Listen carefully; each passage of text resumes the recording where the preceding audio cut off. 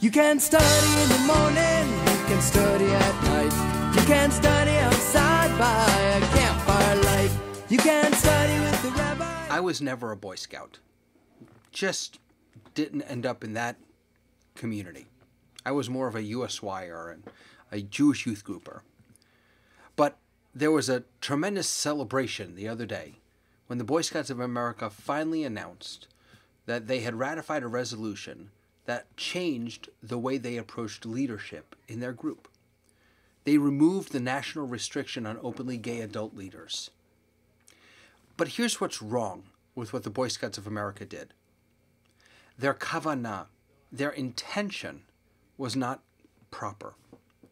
They didn't remove this restriction because they believed that gay adult leaders were just as capable, just as compassionate, just as worthy of being leaders in the Boy Scouts as heterosexual men.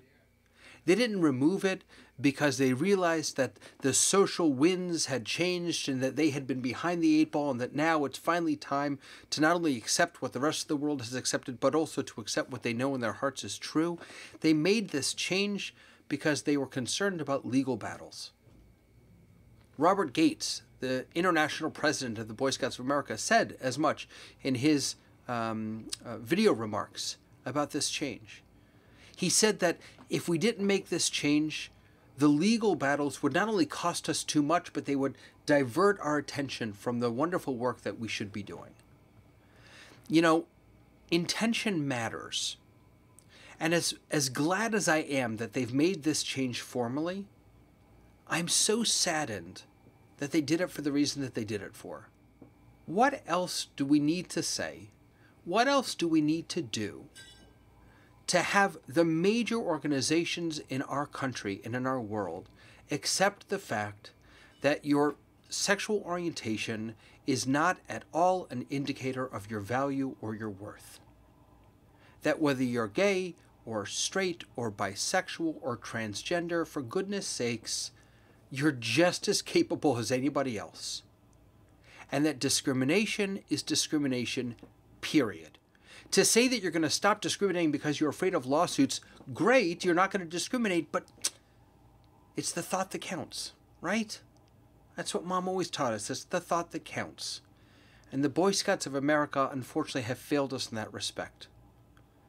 Because their change did not come about from some deep-hearted, newfound understanding of the truth about equality and non-discrimination, but instead it came from a fear of lawsuits, a fear of legal action. I hope that the Boy Scouts of America grows and flourishes, but I hope it also has the courage to stand up for what it believes is right, and to not just make decisions because they're afraid of some backlash, but to make decisions about what's right. In this case, allowing gay people to serve as leaders in their organization, and to do so because they know it's the right thing to do. It's time. We're already here. The rest of the world is here. It's time to jump on board. Let's talk some Torah.